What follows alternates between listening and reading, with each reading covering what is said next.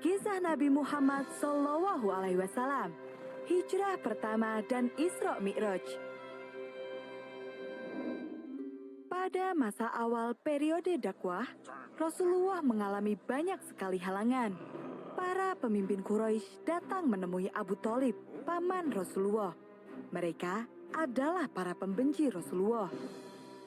Tolong sampaikan pada Muhammad, demi nama baik keluarga kalian, dia harus berhenti berdakwah. Namun, permintaan itu ditolak oleh Rasulullah. Demi Allah, meskipun seluruh anggota keluarga mengucilkanku, aku akan terus berdakwah menyebarkan ajaran Islam. Rasul terus-menerus menyerukan kepada kaumnya bahwa tiada Tuhan selain Allah, dan semua berhala-berhala yang mereka sembah tidak memiliki kekuatan apapun. Dakwah itu memancing kemarahan kaum Quraisy. Mereka pun berencana untuk menjatuhkan Rasulullah. Selama ini, Muhammad tidak pernah tertarik pada kekuasaan. Dia dikenal jujur dan tidak pernah berbohong. Sangat sulit jika kita ingin menghukumnya. Jika tidak bisa menghukum Muhammad, kita hukum saja para pengikutnya. Kemudian, penindasan terhadap umat muslim pun dimulai.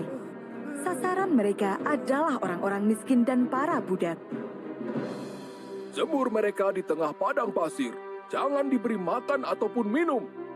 Teriak Abu Jahal, salah satu tokoh Quraisy yang sangat membenci Rasulullah. Maka, Sumayyah dan keluarganya, budak dari Abu Jahal itu pun diseret dan dijemur di tengah gurun. Segala tipu muslihat dan tekanan terus-menerus dilakukan. Abu Jahal meminta salah satu orang Yahudi untuk menyebarkan berita bohong tentang Rasulullah. Jika engkau berhasil, akan aku beri imbalan harta yang sangat banyak. Namun, usaha itu gagal. Orang itu justru masuk Islam setelah mengetahui sifat Rasul yang pemaaf dan penyayang. Tekanan lain datang dari paman Rasulullah sendiri, yaitu Abu Lahab.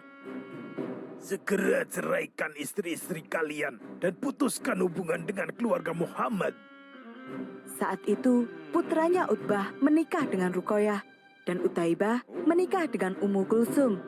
Di waktu yang hampir bersamaan, kedua putri Rasulullah diceraikan oleh suami mereka.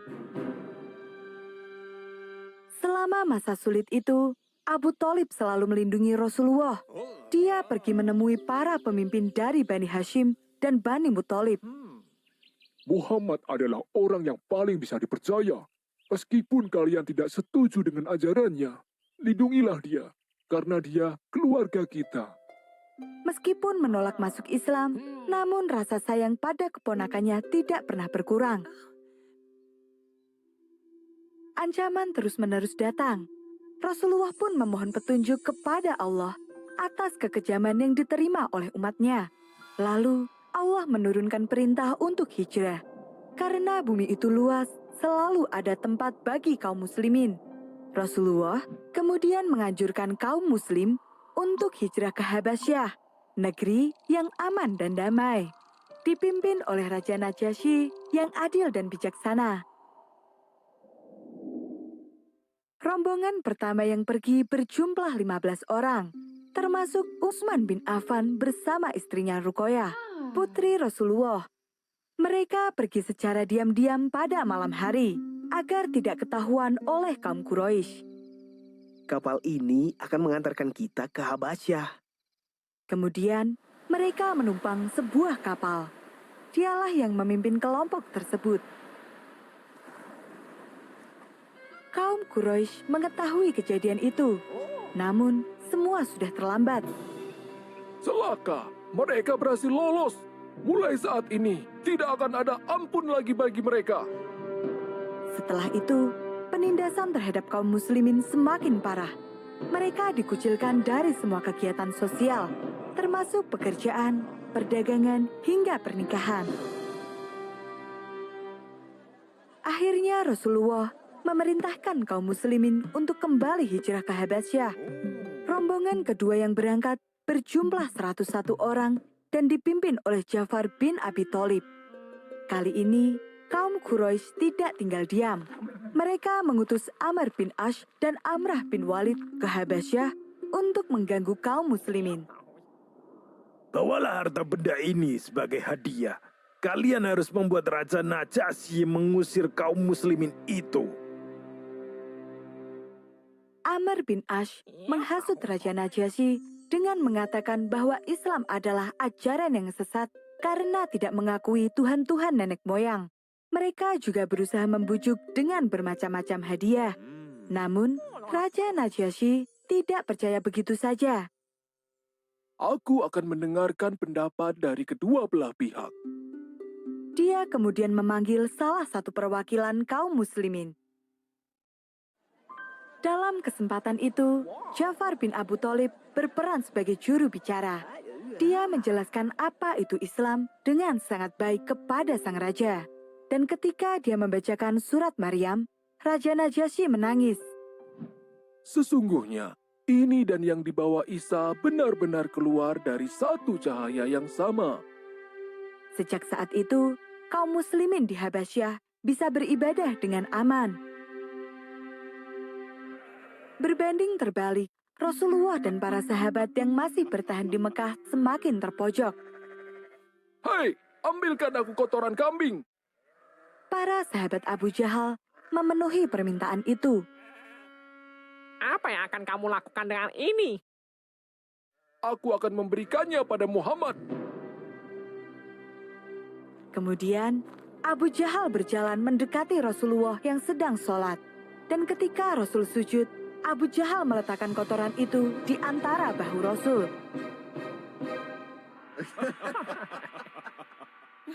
Rasulullah tetap dalam posisi sujudnya hingga Fatimah Az-Zahra membersihkannya sembari meneteskan air mata.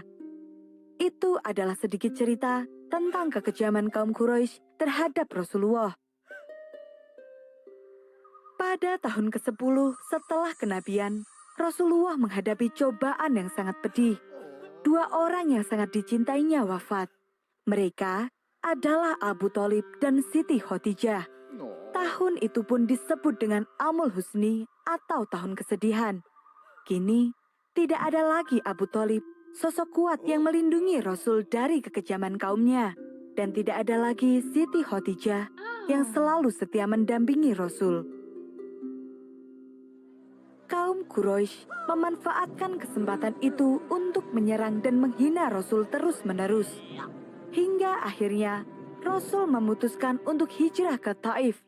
Di sana, ada kerabatnya yang menjadi pemimpin besar yang dapat menerima dakwah dan melindunginya. Maka, berangkatlah Rasulullah bersama Zaid bin Harithah.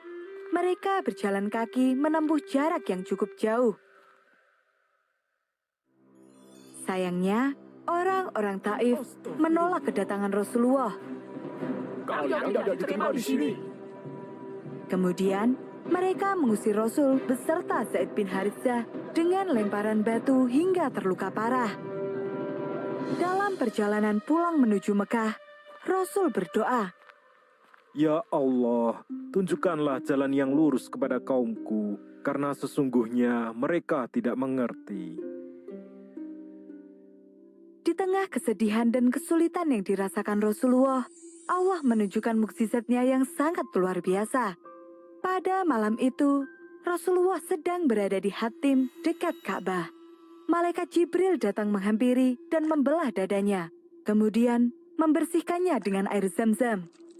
Selanjutnya, malaikat memenuhi hati Rasul dengan iman dan hikmah. Setelah itu datanglah Buraq, seekor tunggangan yang berwarna putih dan bersayap yang mampu melangkah secepat kilat. Rasulullah mengalami perjalanan yang luar biasa. Dari Masjidil Haram di Mekah ke Masjidil Aqsa di Palestina yang disebut dengan Isra, perjalanan malam. Setelah sampai di Masjidil Aqsa, Rasulullah melakukan sholat 2 rakaat.